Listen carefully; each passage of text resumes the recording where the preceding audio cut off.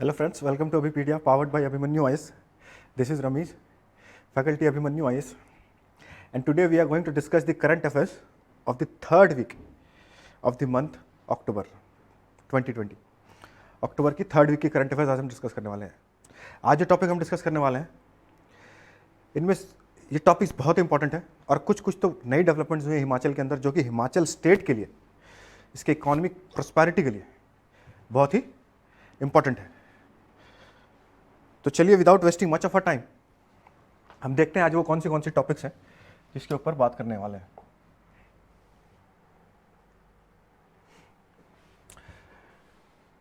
Art and culture section से एक topic है, ज्योग्राफी एनवायरनमेंट से 2 और साइंस एंड टेक्नोलॉजी से एक टॉपिक है। ठीक है, तो first topic of the day art and culture section से इसके बारे में हम बात करेंगे कि की Kullu Dussehra to hit business worth crores. Last class में भी, इससे पहले भी हमारी एक सेशन हुई थी जहाँ पे हम दशहरा फेस्टिवल के बारे में बात की थी हमने कि दशहरा फेस्टिवल में क्या होता है, इसकी बैकग्राउंड क्या है, क्यों ये सेलिब्रेट किया जाता है कुल्लू डिस्ट्रिक्ट के अंदर। तो हमने लास्ट क्लास में ये डिस्कस किया था कि हाँ, ये दशहरा जो सेलिब्रेशन होती है अक्टूबर के महीने में हर साल होती है and it is a very big festival in the state of Himachal Pradesh, renowned है। तो कोविड के कारण जैसे कि मैंने बताया था कि वहाँ पे गैदरिंग्स होती हैं, मार्चेस निकलते हैं, बहुत लोग इकट्ठा होते हैं। तो आज के टाइम पे, पैंडेमिक के टाइम पे ये फेस्टिवल को एक सेटबैक मिला है क्योंकि पहले की तरह गैदरिंग नहीं हो पाएगी, गवर्नमेंट वो परमिशन नहीं दे पाएगी। और ये सही भी है कि at this point in time it is not possible to celebrate this festival with that pomp and show. उस तरह से नहीं कर सकते। तो कहीं ना कहीं ये हिट कर रहा है, लोगों की सेंटिमेंट्स भी इससे जुड़ी होती हैं क्योंकि it is a very important part of a culture, खास करके कुल्लू के लोगों के लिए। तो अब ये बोला जा रहा है कि दशहरा फेस्टिवल के टाइम पे अलग अलग जगहों से बहुत सारे शॉपकीपर्स आते हैं, ट्रेडर्स आते हैं, जो यहाँ पे ये फेस्टिवल ऐसा नहीं है कि एक दिन के लिए है, 8-10 दिन चलता है। तो यहाँ पे वो अपने दुकानें लगाते हैं और उसके बाद जैसे कि स्वेटर्स, किल्ट्स, ब्लैंकेट्स, ये सारी जो विंटर वेयर्स हैं वो यहाँ पे इनकी दुकानें लगती हैं।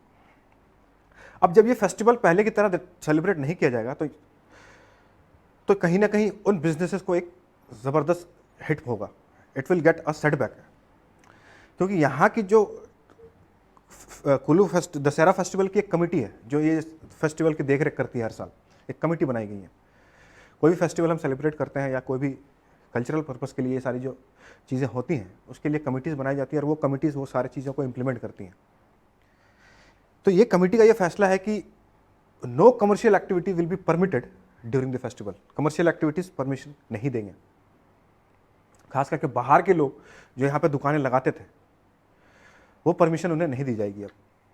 अब जब परमिशन उन्हें नहीं दी जाएगी तो इस 8-10 दिन के दौरान में जो भी कमर्शियल एक्टिविटीज़ होती थी या जो भी बिजनेसेस होते थे वो नहीं होंगी।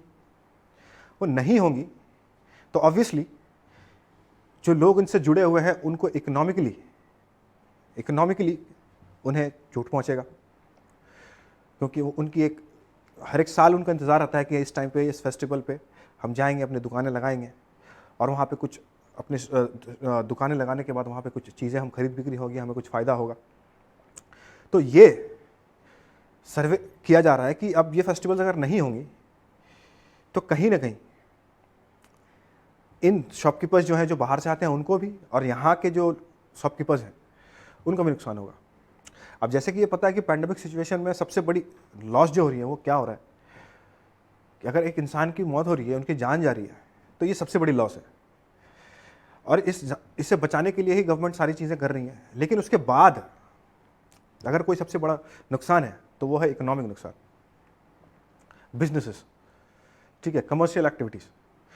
तो ये यहीं पे इस आर्टिकल इसलिए सरफेस हो रही हैं every now and then in the newspapers कि इसके कारण जो कमर्शियल एक्टिविटी को बैन किया गया, रोका गया, इसके कारण करोड़ों रुपए का नुकसान होगा to the people also and to the government exchequer also. कैसे? जो कमर्शियल एक्टिविटीज़ होती हैं, देखिए किस तरह की गैदरिंग होती हैं, प्रोसेशंस होते हैं, रैलीज होती हैं, प्रोसेशंस होते हैं। कितने सारे लोग इकट्ठा होते हैं। तो इस तरह की चीज़ें अभी परमिशनेबल नहीं है due to the pandemic situation, क्योंकि वो चीज़ें और भी एग्रेवेट हो जाएंगी फिर, और फिर ये जो एक तरह का ये डिजास्टर है वो और उसकी और भी अलग रुख ले लेगा। तो इसके लिए ये जो दशहरा फेस्टिवल की कमेटी है उन लोगों ने ये डिसाइड किया कि हम कमर्शियल एक्टिविटीज़ नहीं परमिट करेंगे इस बार, लेकिन उसके कारण नुकसान हो रहा है। कैसे? बाहर से जो लोग आते थे, जो यहाँ अपनी दुकानें लगाते थे, और यहाँ के भी लोग जो अपनी दुकानें लगाते थे, वो बहुत सारी चीज़ें बेचते थे, coats, jackets, sweaters, cardigans, winter wears जो भी है, और वो जो चीज़ें बेचते थे वो इस टाइम पीरियड पे चीपर भी मिलती थी, सस्ती भी मिलती थी, तो लोग खरीदते थे, तो शॉपकीपर्स को फ़ायदा भी होता था, ठीक है, कॉमन मैन को फ़ायदा होता था। तो आज के टाइम पे जो लोग चीज़ें सस्ती खरीदते थे उनको भी फ़ायदा होता था, और जो बेचते थे उनको भी फ़ायदा होता था। तो अब ये चीज़ें नहीं होंगी तो इन दोनों को नुकसान होगा। That is why it is being said कि करोड़ों का नुकसान होने वाला है, लॉसेस ऑफ क्रॉस। अलग अलग डिस्ट्रिक्ट के भी लोग होते थे जो यहाँ पे आते थे, यहाँ पे इकट्ठा होते थे इस फेस्टिवल में, तो लेकिन अब वो सारी चीज़ें परमिशन नहीं है, तो बहुत बड़ा नुकसान होगा।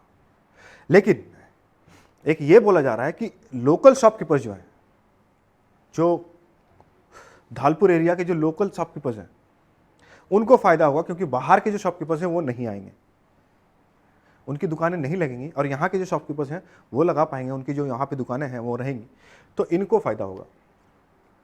और ये बात सही भी है कि कंपटीशन कम हो जाएगा, मोनोपोली क्रिएट हो जाएगी, सिर्फ यहीं के लोग दुकानें लगाएंगे, तो इनको फ़ायदा होगा। तो एग्जाम पॉइंट ऑफ व्यू से आपने क्या जानना है कि जो पैंडेमिक की सिचुएशन है, ये कोविड-19 की जो पैंडेमिक की सिचुएशन है, ये किस तरह से कल्चर को इफेक्ट करती है। कल्चरल इफेक्ट इसका क्या है, ये क्वेश्चन मिल सकता है आपको मेंस के अंदर। वहां पे आप एग्जांपल्स कोट कर सकते हो कि हाँ, कुल्लू दशहरा ऐसा ऐसा था, तो पैंडेमिक के सिचुएशन के टाइम पे ये फेस्टिवल्स को हिट किया गया है, और इससे इकोनॉमिक नुकसान भी हुआ है। तो how this pandemic is creating, is providing a jolt to the culture, यहां पे ये क्वेश्चन बनता है मेंस पॉइंट ऑफ व्यू से। और कुल्लू दशहरे के बारे में प्रीलिम्स में तो पूछा ही जाता है, लेकिन सामने मेंस आने वाला है, तो मेंस पॉइंट ऑफ व्यू से आपके पास ये सारे फॉर्डर पॉइंट्स होने चाहिए, ठीक है, कि आप अपने आंसर्स में से कोट कर पाओ। अगर डायरेक्टली क्वेश्चन पूछे जा रहे हैं, अब पैंडेमिक चल रही है इतने काफ़ी टाइम से, तो हर एक एग्जामिनेशन में ये हम उम्मीद करते हैं कि यहाँ क्वेश्चन यहाँ से पूछे जाएंगे। अब हिमाचल की कल्चर जो है एक रिच हेरिटेज कल्चर है, डाइवर्सिफाइड है, कल्चरल एक्टिविटीज़ बहुत ज़्यादा होती हैं, बहुत सारे लैंग्वेजेस हैं, बहुत सारे फेस्टिवल्स हैं, बहुत सारे रिचुअल्स हैं, बहुत सारे अब देखा जाए ट्राइब्स हैं, तो कल्चर पॉइंट से हम क्वेश्चन यहाँ पे एक्सपेक्ट कर सकते हैं।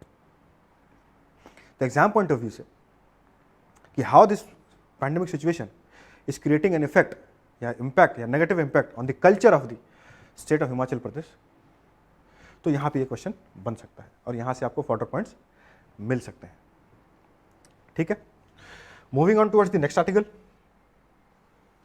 ज्योग्राफी एंड एनवायरमेंट सेक्शन से, survey for Shinkula tunnel started. हमने इससे पहले जो हमने अटल टनल के बारे में बात की थी, इससे पहले भी एक क्लास में मैंने आपको बताया था कि हाँ, सिंकुला टनल भी आने वाला है, और उसके बाद और भी 3 टनल बनने वाले हैं। अब ये जो सिंकुला टनल है, ये मनाली को लेह से कनेक्ट करेगा, ठीक है।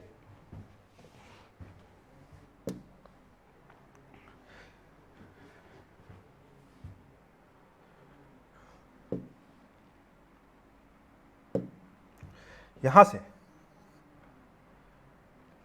ये टनल इस यहां पे बनने वाली है, ये लेह को कनेक्ट करेगा। ये टनल, ये देखिए, ये हाईवे जा रही है, ये हाईवे है, this is the highway, national highway जो है। अब ये टनल यहां पे बनेगी, तो टनल बनने के बाद इस एरिया पे क्या होता है कि जब विंटर्स के टाइम आती है तो स्नोफॉल इतनी ज़्यादा हो जाती है, तो वो पूरी एरिया कवर्ड हो जाती है, वो रोड्स ब्लॉक सब 6 महीने के लिए वो एक्सेसिबल होता ही नहीं है in every year. It is not accessible for 6 months। और फिर ये जो ले वाली रूट है ये ब्लॉक हो जाती है,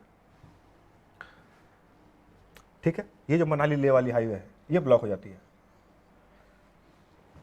और इस साइड पे अगर हम देखेंगे तो हमारे चाइना के साथ बॉर्डर लगता है, और अभी गलवान वैली जो है चाइना के साथ हमारी जो स्टैंड ऑफ चल रही थी लेह लद्दाख के अंदर, वो गलवान वैली भी चाइना हमारे साथ बॉर्डर लगता है। तो ये एक बहुत ही स्ट्रैटेजिकली इंपॉर्टेंट एरिया हो जाता है हमारे लिए, international angle point of view से या फिर सिक्योरिटी पर्पज से भी, कि हाँ इसे हम पूरे साल एक्सेसिबल रखें, ताकि जो हमारी आर्मी की प्रेजेंस है वो पूरे साल वहां पे बनी रहे। ऐसे तो पूरी साल बनी रहती है, लेकिन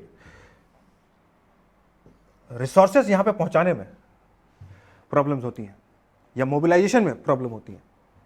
तो इसके लिए ये टनल, इस टनल की सिंकुला टनल जो है इसकी सर्वे स्टार्ट हो गई है, और सर्वे स्टार्ट हो गई है और ये टनल की मंजूरी दे दी गई है कि हाँ इसे अब बनाया जाएगा। अब ये सर्वे स्टार्ट हो गया कि किस तरह से बनाया जाएगा, कौन से इसमें डिपार्टमेंट्स इन्वॉल्व हैं जो इसे काम करेंगे इसके लिए। तो याद रखना है आपने ये कि ये जो हाईवे है मनाली ले हाईवे, ये अब पूरे साल के लिए एक्सेसिबल हो जाएगा, all weather connectivity road tunnel की मदद से।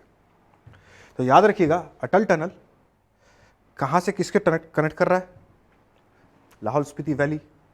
उसके बाद ये सिंकुला टनल है जो बनने वाले सिंकुला प्रपोज टनल, जिसकी सर्वे अब हो चुकी है, अभी इस पर काम स्टार्ट होना है। ये मनाली को लेह से कनेक्ट करेगा। इस तरफ के भी लोग जो आएंगे वो भी ये हाईवे इधर जा रही है, ये कारगिल को भी कनेक्ट कर पाएंगे, टनल बन जाएंगी तो ये बहुत फायदेमंद होने वाला है। जैसे कि मैंने आपको बताया था कि पूरे साल एक्सेसिबल नहीं होती हैं, तो एक्सेसिबल अगर होती हैं तो इसके बहुत सारे फायदे हैं, और स्पेशली फ्रॉम सिक्योरिटी पर्पस या स्ट्रेटेजिक पॉइंट ऑफ व्यू, क्योंकि ये हमारे चाइना के साथ बॉर्डर लगता है।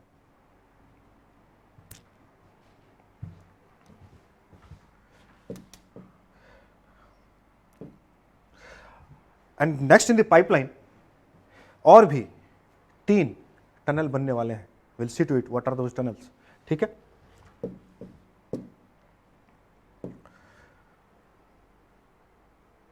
अब इसे बनाएगा कौन? National Highways and Infrastructure Development Corporation Limited, a company of the Ministry of Road Transport and Highways and the Indian Air Force. अभी जो सर्वे हुई है ये इंडियन एयरफोर्स ने सर्वे किया है, और ये जो टनल बनाने की जिम्मेदारी है ये इन दोनों को दी गई है। इसके बाद इसके टेंडर्स फ्लोट होंगे, अलग अलग इसके टेंडर्स निकलेंगे, फिर लोगों को इनवाइट किया जाएगा, और फिर इसका काम धीरे धीरे स्टार्ट हो जाएगा। और ये एक बहुत बड़ी प्रोजेक्ट है, हज़ारों करोड़ रुपए खर्च होने हैं, और it is a time taking process, time लगता है। जैसे अटल टनल को बनने में टाइम लगा था, 10-12 साल लगे उसे बनने में, 10 साल लगे उसे बनने में, 2010 में प्रपोज हुआ था, 2020 में कंप्लीट हुआ। तो इसके साथ भी वैसे ही कुछ होगा, और इतने टाइम लग जाएंगे इसे कंप्लीट होने में।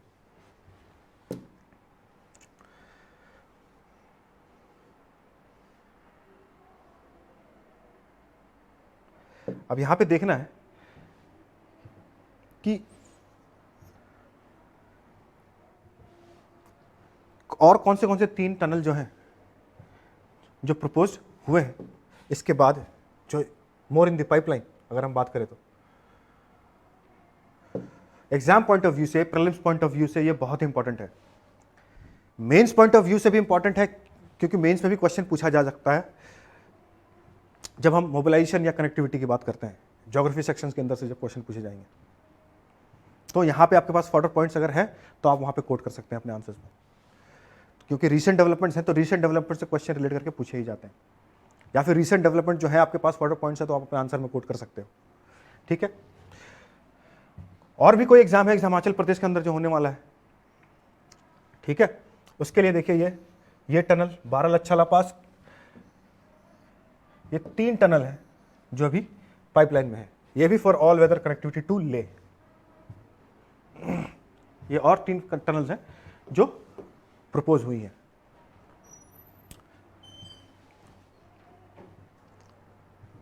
ठीक है, तो हम लोगों ने इससे पहले भी अटल टनल, सिंकुला टनल, इन टनल्स के बारे में बात की है। तो उस टाइम पे इसके सर्वे वगैरह नहीं हुई थी, लेकिन अब इसके सर्वे, सिंकुला टनल की सर्वे हो चुकी है, अब इसे मंजूरी दे दी गई है, अब इस पर काम स्टार्ट होगा। ठीक है, सेंट्रल गवर्नमेंट इसके लिए बजट इशू करेंगी, सारा कुछ प्रिपेयर होगा, टेंडर्स फ्लोट होंगे और उसके बाद फिर काम स्टार्ट होगा। Very important article from the environment and ecology section, very important article. Illegal mining on the Beas river, Beas banks threat to ecology. How, will see to it. पहले आप ये इमेज देखिए कि किस तरह से ट्रैक्टर्स पे ट्रैक्टर्स लग रहे हैं रिवर बैंक पे, और वहां पे इलीगल सैंड माइनिंग हो रही है,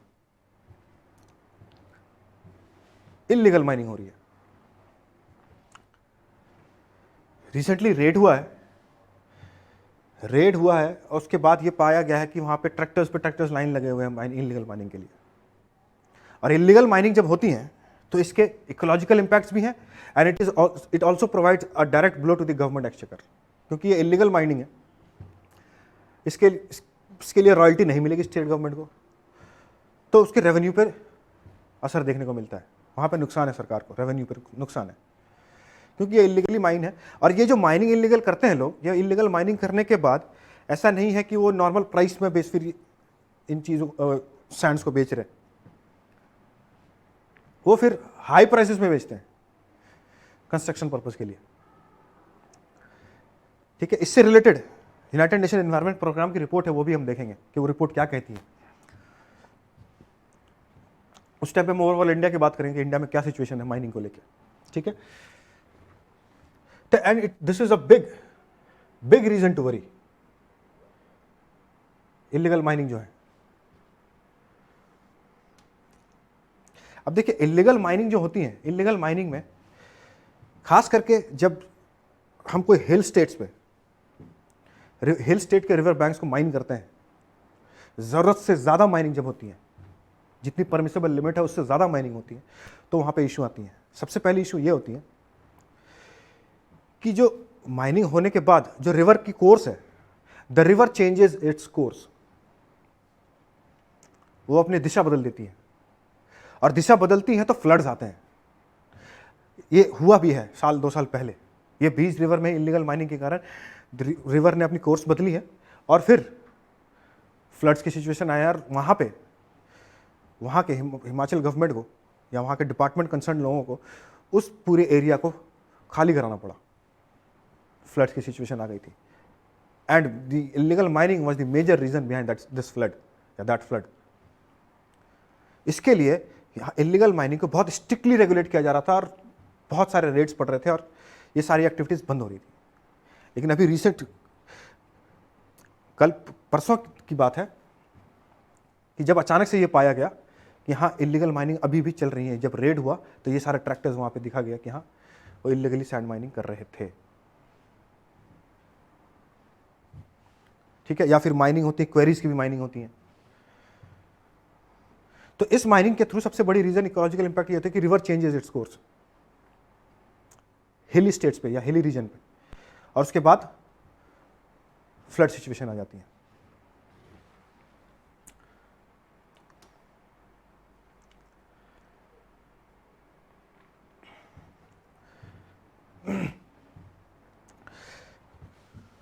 अब हम ये देखते हैं,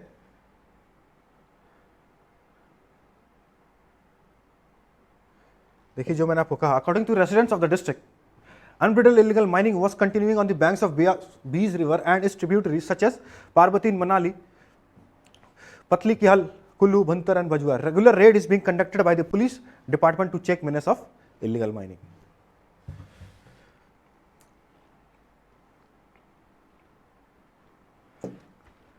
Posing a threat to the floods during the rainy season. जब पानी में फ्लो ज़्यादा होता है वॉल्यूम के साथ रेनी सीजन में, तो फिर फ्लड की सिचुएशन क्रिएट हो जाती है। ये सिचुएशन पहले भी आ चुका है। अब हम बात करते हैं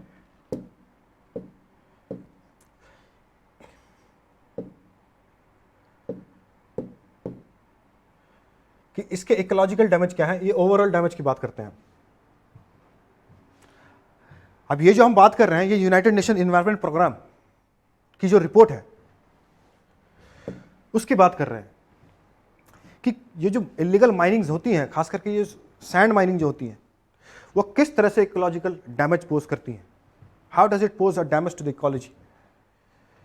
While 80 to 90% of the global sand demand is met from quarries and sand and gravel pits, 10 to 15% extract from rivers and seashore is a severe concern due to the environmental social impacts.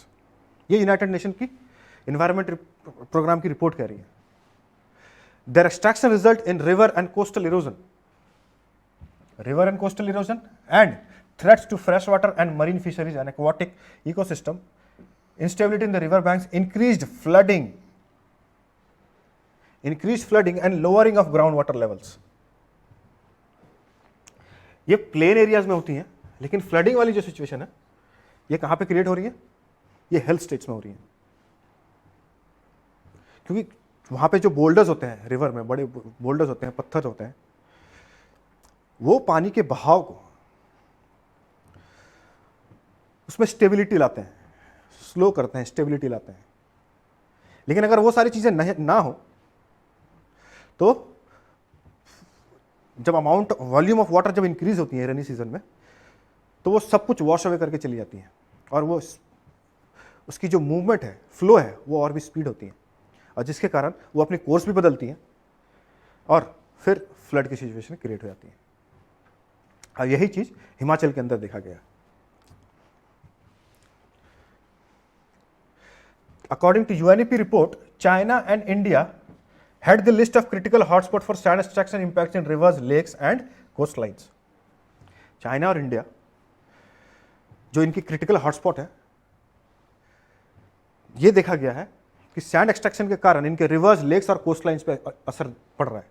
और China है, India क्यों? क्योंकि इसके पीछे reason है, क्योंकि India और China in दोनों में ही सबसे ज्यादा इस टाइम पीरियड पे इंफ्रास्ट्रक्चर डेवलपमेंट्स हो रही हैं, सबसे ज्यादा कंस्ट्रक्शन एक्टिविटीज हो रही है। इंडिया डेवलपिंग नेशन है, यहाँ पे तो हम इंफ्रास्ट्रक्चर में लैग करते हैं, तो यहाँ पे इंफ्रास्ट्रक्चर डेवलपमेंट के लिए, कंस्ट्रक्शन के लिए बहुत सारे सैंड्स चाहिए होते हैं, क्वेरीज चाहिए होते हैं, ग्रेवल चाहिए होते हैं। तो यूएनईपी की रिपोर्ट ये कह रही है कि इंडिया और चाइना ही अपने जो हॉटस्पॉट है उसको चोट पहुंचा रहे हैं सैंड एक्सट्रैक्शन के कारण, जो रिवर्स, लेक्स और कोस्ट लाइन्स है, क्योंकि बहुत ज़्यादा सैंड माइनिंग हो रही है और इलीगल सैंड माइनिंग बहुत ज़्यादा है। और इंडिया पे sand mining, illegal sand mining is a very big issue, बहुत बड़ी प्रॉब्लम है। हर एक स्टेट में ये होता है, सदर्न स्टेट्स में भी, पंजाब के अंदर में भी, और भी जो स्टेट्स हैं वहाँ पे, क्योंकि हर जगह सैंड माफिया हैं और हर जगह एक नेक्सस बना हुआ है, एक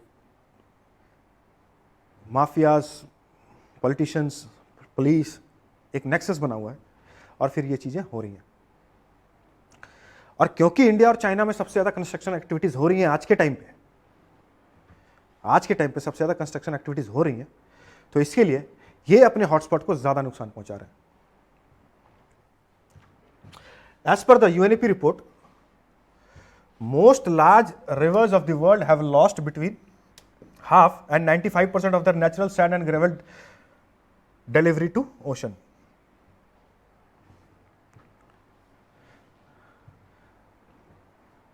जो पूरी दुनिया में जितने भी रिवर्स हैं,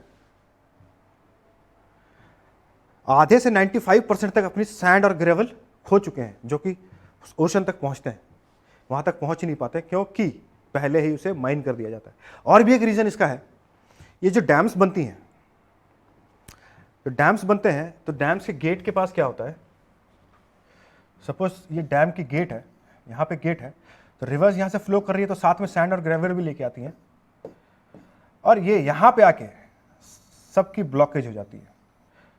पहले ये एरिया पे धीरे धीरे धीरे धीरे फिर ये बढ़ने लगती है, और इसके आगे वो चीज़ें पहुँचती ही नहीं है। तो it is posing a threat to the natural flow of the river. Sand की, ग्रेवल की जो नेचुरल फ्लो होती है उसे भी थ्रेट पहुंचता है, क्योंकि ये गेट्स डैम कंस्ट्रक्शन के कारण यहीं पे रुक जाती हैं सारी चीजें। ये भी एक रीजन है। फर्दर की रिपोर्ट क्या कहती है, यस, वही चीज मैं जो बता रहा हूं, हाइड्रो इलेक्ट्रिक प्रोडक्शन और the irrigation is reducing the amount of sediment flowing down stream, वहीं पे रुक जाती हैं, आगे बढ़ती ही नहीं है। This broken replenishment system exacerbates the pressure on the beaches already threatened by sea level rise and intensity of storm waves induced by climate change as well as coastal developments. Already ये beaches जो खतरे में है उसे और भी खतरा पहुंचाते हैं। बीचेस जहां पे पहुंचती है ये चीजें वहां तक पहुंचेगी नहीं यार, जो बीच की एरिया है वो धीरे धीरे रिड्यूस होती जाती है। और फिर क्या होता है, ये जो बीचेस जब सैंड ही खत्म हो जाएंगे बीचेस से, तो क्या होगा, सी लेवल राइज करेगा, बढ़ेगा, पानी दूर तक पहुंचेगा, वो जो बफर एरिया क्रिएट हो रहा है सैंड के कारण वो खत्म हो जाएगा। और फिर वो कहीं ना कहीं हमारी जो मेन सिटी है या मेन कोई मेन हैबिटेशन है वहां तक पानी फिर पहुंचेगा, क्योंकि ऑब्वियसली सैंड नहीं है तो सी लेवल राइज करेगा ही करेगा, कोस्टल एरियाज में अंदर तक पानी आ जाएगा। ठीक है, तो ये कौन कह रहा है, ये यूनाइटेड नेशन एनवायरनमेंट प्रोग्राम की रिपोर्ट कह रही है। तो एग्जाम पॉइंट ऑफ व्यू से sand mining is a very important topic under environment and ecology section, geography and environment section Himachal के अंदर, very important topic. It is a big reason to worry. Government must come forward with an action plan in order to curb this menace of illegal mining.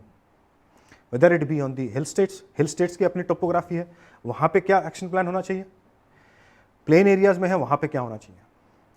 अगर overall India के बारे में बात करेगी तो भी आप सैंड माइनिंग के बारे में आपने जानना है, वहाँ पे आपको ये यूनाइटेड नेशन एनवायरनमेंट प्रोग्राम की जो रिपोर्ट है वो कोट करनी है in order to substantiate your value addition of your content.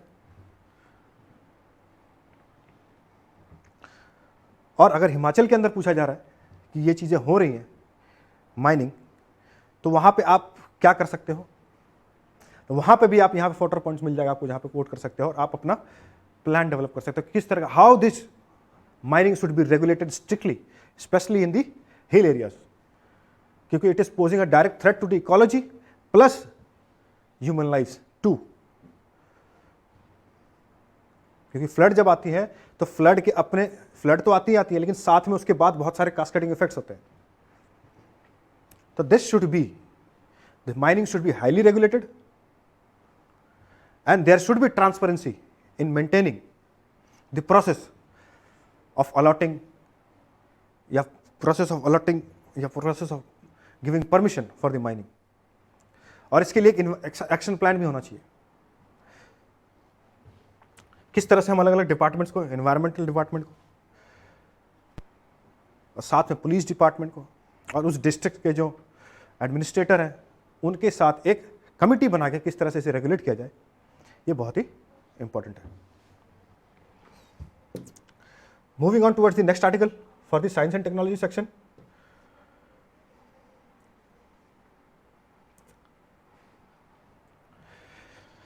Drug park to come up in Una district के अंदर ड्रग पार्क बनने वाला है। ड्रग पार्क अगर हम बात करें तो वहाँ एक बहुत बड़ा, जैसे कि फूड पार्क होता है वैसे ही ड्रग पार्क, जहाँ पे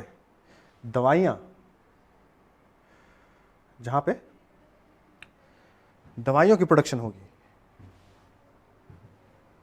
देखिए ये ड्रग पार्क आने से पहले, अब ये ड्रग पार्क ऐसा नहीं है, ये ड्रग पार्क सेंट्रल गवर्नमेंट के थ्रू है और पूरे कंट्री के अंदर 30 ड्रग पार्क्स प्रपोज किए गए हैं कि 30 ड्रग पार्क्स बनेंगे।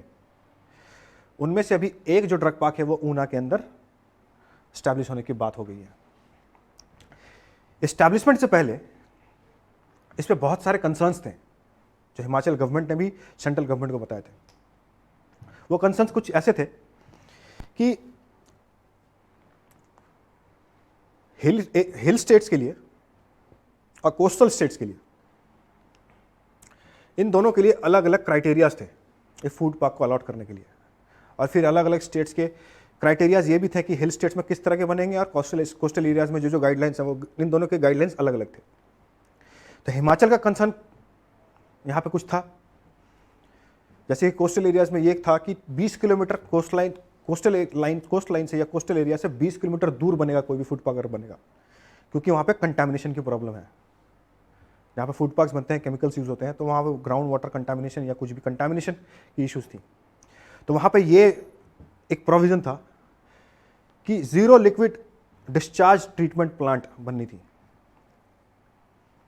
तो वो कंसर्न यहाँ पे भी हिमाचल ने बताया था कि हमारे लिए तो ये चीज़ कंटामिनेशन इशू है, लेकिन हम ज़ीरो लिक्विड डिस्चार्ज, वो हमारे गाइडलाइंस को, हमारे लिए तो वो गाइडलाइंस है या नहीं है, या फिर हम वो चीज़ नहीं कर सकते। इंफ्रास्ट्रक्चर किस तरह की बनेगी उसकी भी गाइडलाइंस थी, क्योंकि हर एक अलग अलग इंफ्रास्ट्रक्चर के लिए अलग अलग फंड्स अलॉट होते हैं। जहाँ पे जिस तरह का इंफ्रास्ट्रक्चर क्रिएट होना है वहाँ पे अलग अलग फंड क्रिएट होंगे। तो हिमाचल प्रदेश गवर्नमेंट का ये कहना था कि प्लेन एरियाज़ में या कोस्टल एरियाज़ में जो इंफ्रास्ट्रक्चर बनेगी और हिल स्टेट में जो इंफ्रास्ट्रक्चर बनेगी उनमें फ़र्क है। तो हमें इंफ्रास्ट्रक्चर जो है, इंफ्रास्ट्रक्चर के लिए हमें जो फंड अलॉटमेंट है वो हमें उस तरह से होने चाहिए जिस तरह के इंफ्रास्ट्रक्चर, क्योंकि हिल एरियाज़ में इंफ्रास्ट्रक्चर बनाने में प्रॉब्लम्स होती हैं टोपोग्राफी के हिसाब से। फिर इन्वायरमेंट इम्पैक्ट असेसमेंट, कोई भी प्रोजेक्ट बनता है तो उसकी इन्वायरमेंट इम्पैक्ट असेसमेंट होती है, हर तरह का असेसमेंट होता है। Air quality, ground water table, contamination की इशू, आसपास के अगर कोई फॉरेस्ट एरियाज हैं उसको कोई थ्रेट पहुंच रहा है क्या हो रहा है, या इकोलॉजिकल डैमेज, ये सारी चीज़ें देखी जाती हैं। उसके बाद प्रोजेक्ट को मंजूरी दी जाती है सर्वे के बाद। तो हिमाचल का कुछ कंसर्न था, तो ये सारी चीज़ें सॉर्ट आउट हुई हैं। उसके बाद ये ड्रग पार्क जो है ऊना के अंदर प्रपोज किया गया है। रिमेंबर, प्रीलिम्स में या कोई भी एग्जामिनेशन में डायरेक्टली पूछ लेते हैं, recently a drug park has been proposed in Himachal Pradesh in which of the following districts, directly पूछ लेते हैं, करंट अफेयर से रिलेटेड क्वेश्चन होते हैं। तो मेंस पॉइंट ऑफ व्यू से ये क्वेश्चन है, या फिर अगर स्टेटमेंट बेस्ड क्वेश्चन पूछा जाए तो अगर ये ड्रग पार्क हिमाचल के अंदर बन रहा है तो इससे क्या क्या फायदे हो सकते हैं हिमाचल के लिए, स्टेटमेंट्स दे देंगे, 3-4 statements, 1 or 2, 2 or 3, all of the above, इस तरह से स्टेटमेंट्स भी दे सकते हैं। या फिर मेंस पॉइंट ऑफ व्यू से ये पूछा जाए कि अगर ड्रग पार्क बनती हैं तो ये नेशंस को और इन पर्टिकुलर हिमाचल को किस तरह से फायदा पहुंचाएगा। तो इसके इकोनॉमिक फायदे क्या होंगे, जैसे कि मैन्युफैक्चरिंग बढ़ेगी, एम्प्लॉयमेंट मिलेगा, इंफ्रास्ट्रक्चर डेवलपमेंट होगा, इन्वेस्टमेंट होगा तो इंफ्रास्ट्रक्चर डेवलपमेंट होगा तो इकोनॉमिक एक्टिविटीज बढ़ेंगी, तो धीरे धीरे लोगों को रोजगार मिलेगा, एम्प्लॉयमेंट मिलेगा। तो ये सारे इसके economic. Environmental point of view से इसके कुछ नेगेटिव इंपैक्ट भी हो सकते हैं, जैसे कंटामिनेशन वाली इशू है। ये सारे पॉइंट्स आप वहां पे कोट कर सकते हो, ठीक है। इंफ्रास्ट्रक्चर से रिलेटेड कुछ इशू हो सकते हैं कि हाँ इंफ्रास्ट्रक्चर किस तरह की बननी चाहिए, तो मेंस पॉइंट ऑफ व्यू से ये पूछा जा सकता है। अब ये जो फूड पार्क प्रपोज हो रहा है, ये इस टाइम पे ही इसकी जरूरत इतनी ज़्यादा क्यों दिख गई और इतने ज़्यादा क्यों प्रपोज किया गया कि हाँ इसे जल्दी स्टार्ट किया जाए। अगर फार्मास्यूटिकल्स की बात हम करें तो हमारी इंपोर्ट चाइना से बहुत ज़्यादा होती हैं दवाइयों की, और ये जब कोविड की सिचुएशन आई तो वहाँ से सारा जो इंपोर्ट होना है, मेडिसिन जो इंपोर्ट होने हैं या ड्रग्स इंपोर्ट होने हैं, वो सारी हॉल्ट पे आ गई और हमारे डोमेस्टिक यूजेस में या डोमेस्टिक रिक्वायरमेंट में इश्यूज आने लगे। तो ये ड्रग पार्क का जो काम है वो जिसे स्टिमुलस प्रोवाइड किया गया कि हाँ इसे अब जल्दी किया जाए। तो इसकी अर्जेंसी या एग्जिजेंसी ये पैंडेमिक सिचुएशन में देखने को मिली। तो इसके लिए ये ड्रग पार्क जो है, ये ध्यान पर रखिएगा, ये नेशनल प्रोजेक्ट है और इस प्रोजेक्ट के तहत 30 फूड पार्क्स ड्रग पार्क्स बनने हैं। और हिमाचल के अंदर जो प्रपोज हुआ है वो कहाँ हुआ है, ऊना के अंदर हुआ है। Remember this. तो मेंस पॉइंट ऑफ व्यू से भी इसके क्या इफेक्ट्स हो सकती हैं, इंप्लीकेशंस क्या हैं, फायदा भी हो सकता है, नुकसान भी हो सकता है, या क्या है नहीं है, ये आपको मेंस पॉइंट ऑफ व्यू से तैयार करना है।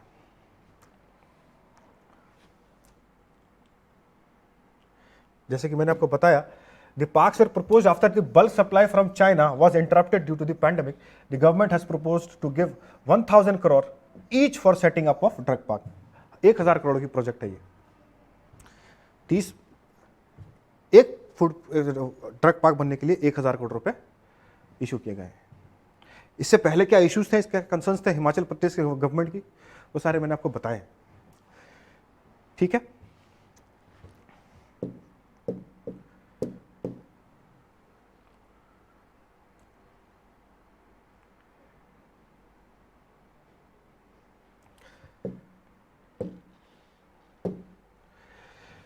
तो this is we got from the today session. आज के सेशन से हमारे पास ये सारे कंटेंट थे।